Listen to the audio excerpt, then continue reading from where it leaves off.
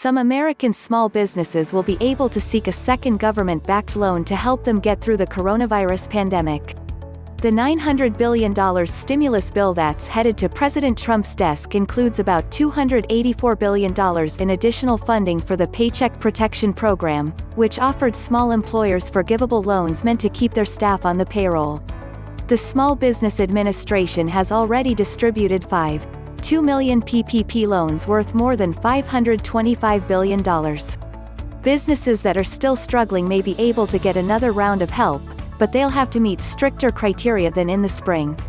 For one, only companies with 300 or fewer employees will be eligible for second loans, down from a limit of 500 in the program's first iteration, according to text of the stimulus legislation Congress passed Monday. Additional loans will be capped at $2 million instead of the previous limit of $10 million. And applicants seeking a second loan will have to show that their sales in at least one quarter of this year dropped by 25% or more from the prior year's levels. Additionally, the new law bars publicly traded companies from seeking PPP funds, a provision that was added after outrage about hundreds of such firms snagging millions of dollars in loans.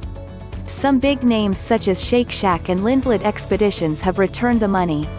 The bill also simplifies the process for forgiving loans of less than $150,000.